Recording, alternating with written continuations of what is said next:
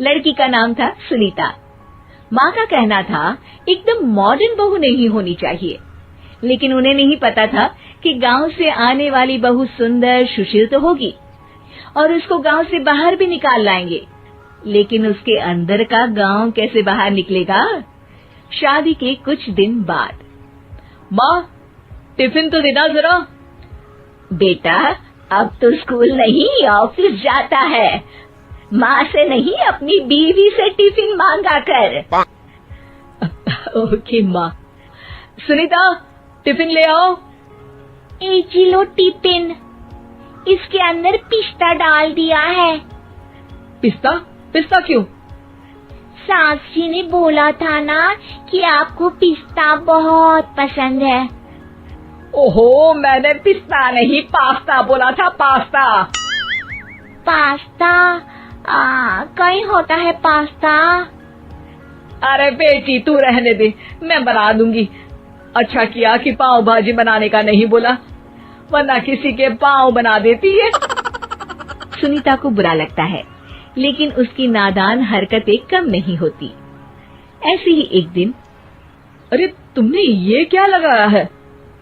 अरे आप वो फूस फूस करके लगाते हैं ना, वही। डियो? का दियो? किसको दियो? अरे वही ना जिससे खुशबू आती है। हाँ हाँ सही पकड़े हैं। अच्छा लेकर तो आना। कौन सा डियो लगाया तुमने? अभी लेकर आते हैं जी। संदीप की बात मानकर सुनीता अंदर से खुशबू वाला फुसफुस लेकर आती है। ओएमजी! ओएमजी मतलब ओ माय गणेश ना। अरे ओएमजी छोड़ो, ये खुशबू वाला फुसफुस की बात कर रही थी तुम? हाँ इसी की, फिर से सही पकड़े हैं। अरे देवी, लेकिन आप सही नहीं पकड़े हैं, ये डियो नहीं है। डियो नहीं है तो क्या लियो है?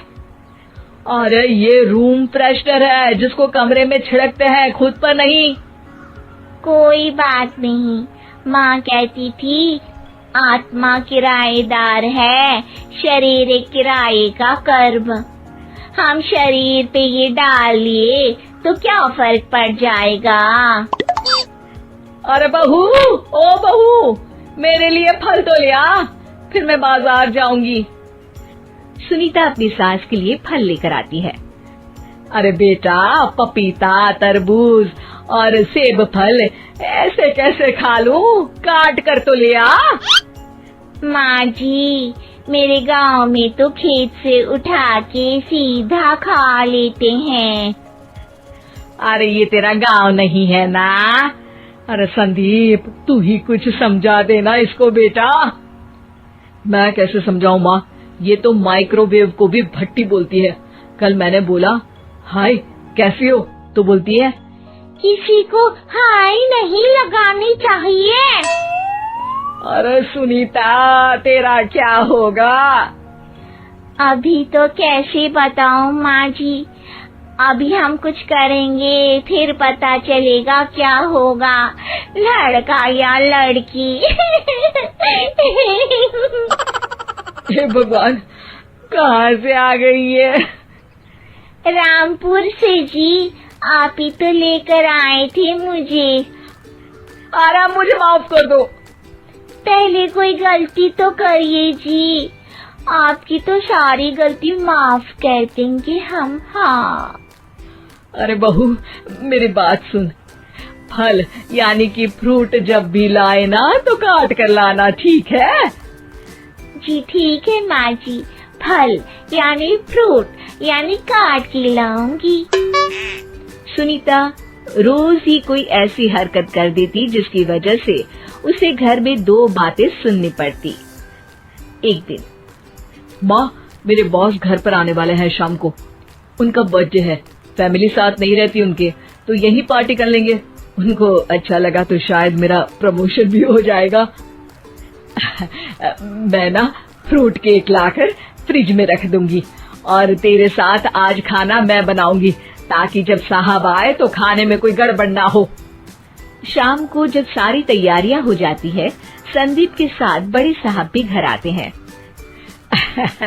आप फ्रूट केक तो ले आना बहू, फिर खाना खाएंगे। अरे इस सब की क्या जरूरत थी, आपने बुलाया वही काफी है। सर, आपका परिवार शहर में नहीं है तो हम ही आपके परिवार जैसे हैं सर। इतने में ही सुनीता फ्रूट केक लेकर आती है और बड़े साहब की टेबल पर रख देती है, और जैसे ही केक के ऊपर का बॉक्स हटाती है, ओह, ये क्या है? केक तो कटा हुआ है। मैं तो ऐसा नहीं लाई थी। आप मुझे शाबाशी दे सकती है माँ जी, मैंने ही केक काट दिया। आपने कहा था ना, फल यानी फ्रूट यानी हमेशा काट के लाना। तो फ्रूट केक भी तो फ्रूट ही है ना, तो मैंने पहले ही काट लिया। हूँ ना मैं समझदार। अरे बहू, ये क्या किया? केक हमेशा वही काटता है जिसका जन्मदिन होता है। तुझे एक बात भी समझ नहीं आती, एक नंबर की बेवकूफ है। पूरा माहौल बिगड़ चुका था।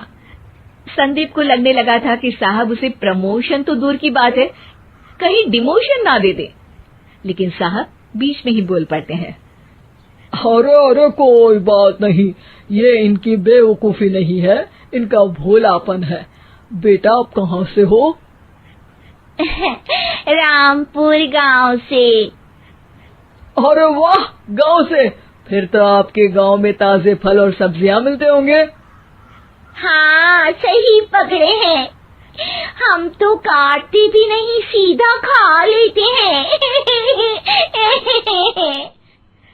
मैं ना एक बार तुम्हारे गांव घूमने जरूर चलूंगा। क्यों संदीप, ले चलोगे ना? मुझे गांव घूमना बहुत पसंद है। बस फिर क्या था, संदीप और सास दोनों खुश हो गए, क्योंकि साहब को सुनीता ने गांव की बात करके खुश कर दिया था। अब संदीप का प्रमोशन पक्का था। शिक्षा, कभी भी किसी भी गलती पर घबराना नहीं चाहिए। हो सकता है कि उस गलती की वजह से आगे बड़ा फायदा हो जाए।